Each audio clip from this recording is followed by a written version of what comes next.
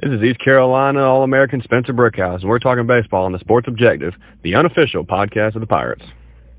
Well, as always, we love baseball this time of year, and college baseball is definitely going really well this season. For the most part, with us right now, I know Bubba will get a very special guest. Yeah, the Pirates are headed out to Wichita State this weekend to play Eric Wedge's Shockers, and right now I'm very excited to be rejoined by longtime play-by-play voice for Wichita State, Mike Kennedy. Mike, welcome back. Thank you, guys. Pleasure to be back with you.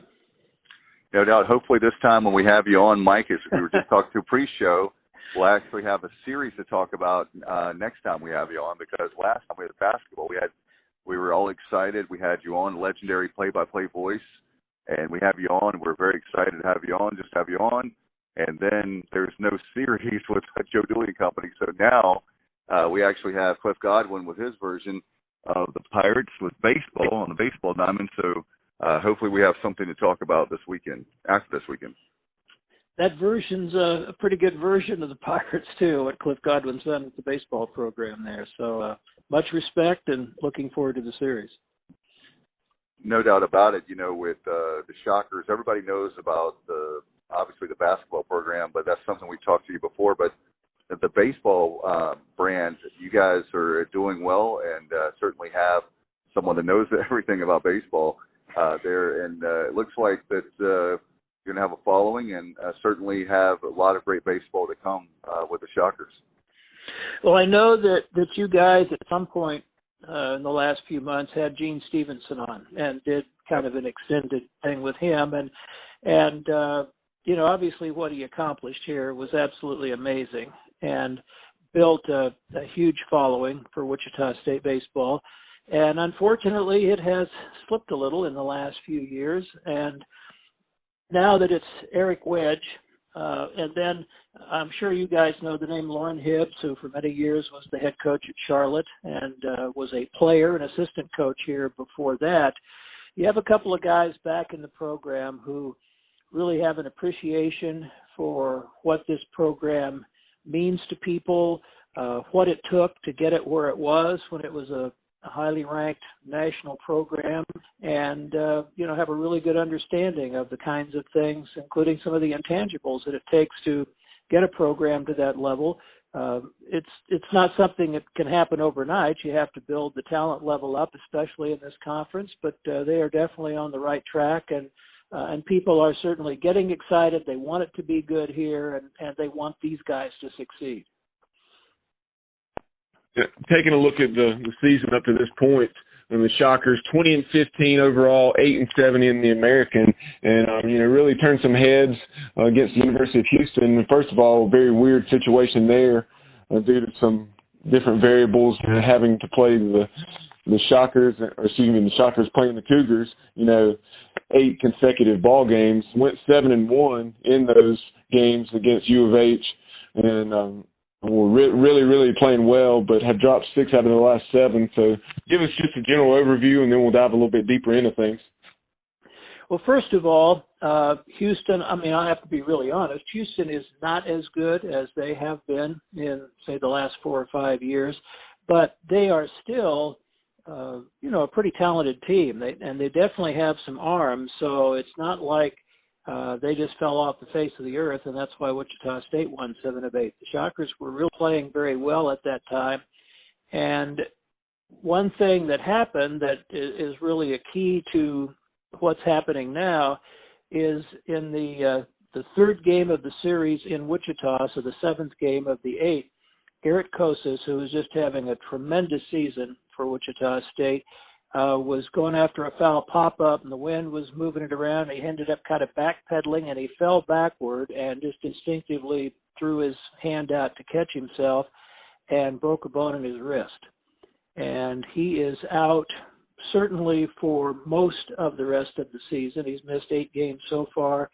Absolute best-case scenario would be for him to be back maybe for the final regular season series or maybe the conference tournament. And this is a guy that was hitting .330 with 10 doubles and 10 homers. He was in the top 20 in the country in slugging percentage, home runs batted in. And that's just a huge chunk to take out of this lineup. And it not only, it wasn't a deep lineup to start with, so it puts one more guy in there every day that might not have been playing otherwise. More importantly, I think it instead of having you get a guy on and then you got a guy coming up who might hit a double or a home run fairly frequently and you got a couple of runs, now it's more stringing 3 hits together, which is, of course, harder to do. And then a couple of the guys around him that were having very good years are clearly pressing a little bit, trying to do too much, trying to make up, pick up the slack, even though the coaches keep telling them, just be who you are, do what you can do. So all of that has come into play. And then I'm getting rambling here, but then the other thing is starting pitching has been inconsistent. At times it's been pretty darn good through a stretch of 14 games. The ERA was 2.01, but in the last 5 it's over 6. So that's been a factor also. I think with Kosas, this was a potentially top 40 to 45, maybe at-large regional team. Without him, I think it could still be a top 65 to 75 team that can play with a lot of people, but some guys that are slumping a little bit have got to step back up and be what they can be.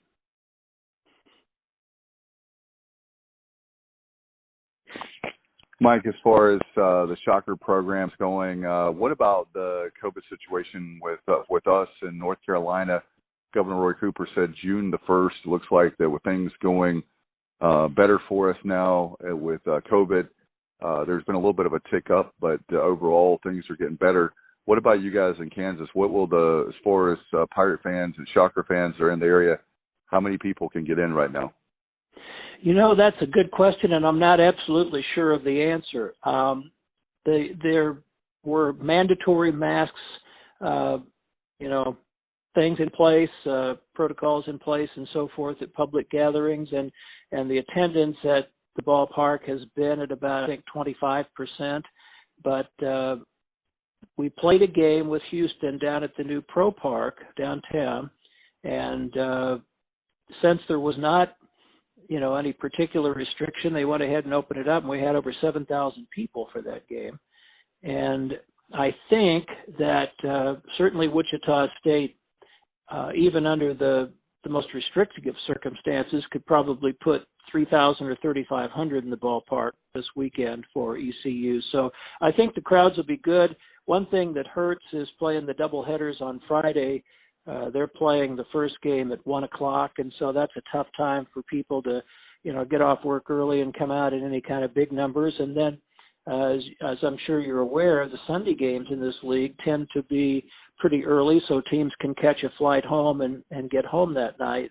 But this week, I think ECU has an arrangement with a charter, and so they've been able to move the game back a little bit to noon Central, so that should help the crowd. And so, long answer again to your question, but I think that certainly potentially we could see crowds of 3,000 or larger at least this weekend.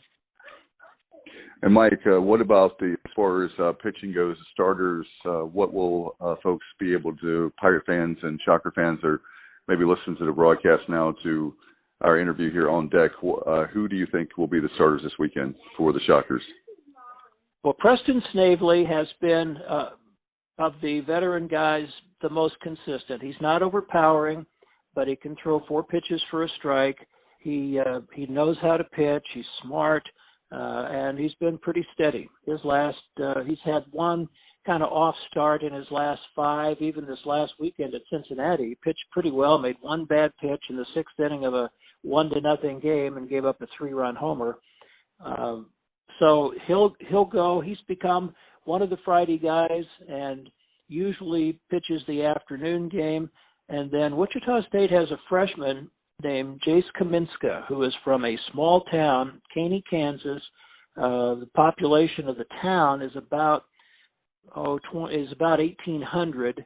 Actually, he said the area from where he's from, he's not right in Caney, there's about 100 people around where he lives, and he pitched the ball game in front of 7,200 downtown, 4 times as many people there are in his hometown, and threw a complete game. He's a kid that's got a lot of guts, he's got a lot of confidence. His stuff is not overpowering, but it's pretty good. and he is not afraid to pitch in on hitters and mix it up. And so he has moved from originally not being in the weekend rotation. He pitched a midweek game against Kansas State and pitched really well, so they gave him a chance on the weekend, and he has pitched very well in the 4 conference series. So he'll be probably the second starter. Liam Eddy, who frankly has been kind of a disappointment this year, was a preseason all-conference guy, will go in the 3rd game on Saturday, and at any given time and any given day, he can beat anybody, but just has not been nearly as consistent as you would expect from somebody with his experience. And then they've been going with Spencer Hines, the left-hander who transferred from Houston, who certainly has shown flashes at times, but just, again, no real consistency, and he's struggled his last couple of outings. And so they're, I believe, going to go with a guy named Gareth Stroh on Sunday. He pitched a couple of years at Purdue with some success. He was at Nebraska last year and was going to be their Friday guy and then got hurt and then ended up transferring this year. And he pitched in one of the first 2 games of the season against Oklahoma State and had some arm stiffness or soreness. And so he has not pitched since, but he has been building back up. He's been pitching in inter-squad games, and the last couple of weeks especially, he's been impressive. Veteran guy that really knows how to pitch, and so he'll get I think we'll get the Sunday start. And, if they get 4 or 5 innings out of him, I think that would probably be optimum right now. He hasn't been built up to go much beyond that, but they're looking for a guy that they can keep him in the game for half the game. The bullpen in the middle innings is pretty good, and so I think that's probably the rotation you're looking at. First of all, Mike, it's awesome to hear that there could be potentially 3,000 at Eck Stadium. Obviously, it's always better when you have that atmosphere, especially a place like Wichita State that's so rich in baseball tradition. But you're talking about the weekend rotation. I saw this earlier today, today being Wednesday the 28th. You had East Carolina announcing that Gavin Williams, as you would, undoubtedly in the Friday game 1, but then in game 2, Jake Kuchmaner, who has had a struggle here or two, or a struggle or two here of late, but then to be determined in games 3 and 4 as Carson Wisenhunt, a very talented freshman lefty, COVID freshman, if you will. He is still up in the air as to whether he'll return this week after missing last week. And then you'll also maybe have someone other than Tyler Smith. And I guess it remains to be seen, just depending on how things go in games 1 and 2, and then also the status of Wisenhunt health-wise. And the thing that's interesting this year, and I understand why the conference made the decision it did to play the 4-game weekend series and not play any midweek games when conference play started. I do understand the thinking behind it, and certainly part of it was tied to COVID and the time that decision was made. No one really had any idea where we were going to be in terms of the COVID situation and how many people have been vaccinated and all those kinds of things. But I think as it's turned out, in some ways that's maybe been a detriment to the conference, because there are a lot of programs in our league, like ECU, like the Florida schools, like Wichita State, that play very good midweek schedules, typically non-conference, and have a chance to improve their RPI and that sort of thing. And now that doesn't exist. And then I think also when you're talking about pitching and situations that are up in the air with those midweek games, okay, so Wisenhunt maybe can't throw for a couple of weeks. That midweek maybe gives them a chance to look at somebody that hasn't been in a starting role yet or hasn't really shown them for sure what he can do. Now you give him 4 or 5 innings in a midweek game, and it gives you a little better idea of what they might be able to do to help you on a weekend. And so I think, and again, I'm not criticizing. I'm just saying I don't know that it worked out as well as it could have in a couple of respects for the teams in our league this year. One more question from me, Mike, and kind of shifting gears here. This is the first time we've obviously talked to you since basketball season wrapped up. On a job by Isaac Brown. Had the interim tag removed there at the tail end of the regular season, I guess it was. But just talk about the season the Shockers had. Unfortunately, fell just a little shy there in the first round of the NCAA tournament. It was, I think, more than anybody could have expected. And certainly Isaac Brown did a tremendous job, and I think that the decision to remove the interim tag and extend the contract was well-deserved. He really did a great job, and he's a very likable guy. And I think, even though certainly during basketball, COVID limited, being able to go out and just make contact with people, speak at gatherings around the city, that kind of thing. I think that he has established himself in the community as somebody that people are really rooting for. And, going in, they were picked 7th in the league, had a lot of changes on the roster. Nobody really knew what to expect. And certainly the season exceeded any expectations. There was some grumbling from Houston and Memphis that they ended up as the regular season champion based on won-loss percentage when they didn't play as many games as some of the contenders did, but that wasn't their fault. None of their cancellations, and we had 7 cancellations in league play due to COVID. None of them were Wichita State COVID issues. It was always somebody else. And so, that it is what it is. That was the reality of the situation this year. And just to get back to the NCAA tournament, as an at-large, I think was really significant. And, the loss to Drake was disappointing because I think actually Wichita State's a better team, but they weren't playing quite as well the last couple of games of the year. And, I think the future is bright. That, like everybody, there's been some turnover. That transfer portal is just full of people, including some from Wichita State, but they've already signed 2 out of the portal and 1 from a junior college. And I think that that's just the way of the world right now. And I think he's always been a good recruiter, a guy that appeals, to recruits in terms of being somebody they'd like to work with. And so I think the program's going to continue to be strong. You read my mind, Mike, because the very thing that is scary, I think we heard a stat a few weeks back that 25% of the players are in the portal. It's crazy the number of players that are in the college basketball and college football. There's a lot of guys. Bubba and I were talking about earlier, we knew we were going to have you on today. But both sports seem to be where there's so many. It's almost, I call it I know it's not officially, but it's almost like free agency for college sports. Our coaches, in all the sports, are calling it the Wild West. And here's the other thing that I think is really interesting. And we've been talking baseball. Our baseball coaches are saying, it's a different world for them too, and they're going to have to look at the transfer portal. And baseball, of course, is so nutty anyway. You get 11.7 scholarships or whatever to fill a baseball roster, and then you have the variables of maybe some of your recruits signing a pro contract out of high school, some of your juniors possibly signing a pro contract, and then. And now you got guys going into the portal and guys coming out of the portal. So it's crazy. And to me, the thing that really is changing right now is that, freshmen coming in, it seems like more and more, and especially if you have some success like Wichita State has had over the last 10 years, and now you're starting to sign some guys that have like 3 stars by their name. And they come in with certain expectations, maybe even more so. Their parents have certain expectations. And if they don't play 25 to 30 minutes as a freshman, well, okay, now they can jump into the portal and go somewhere else.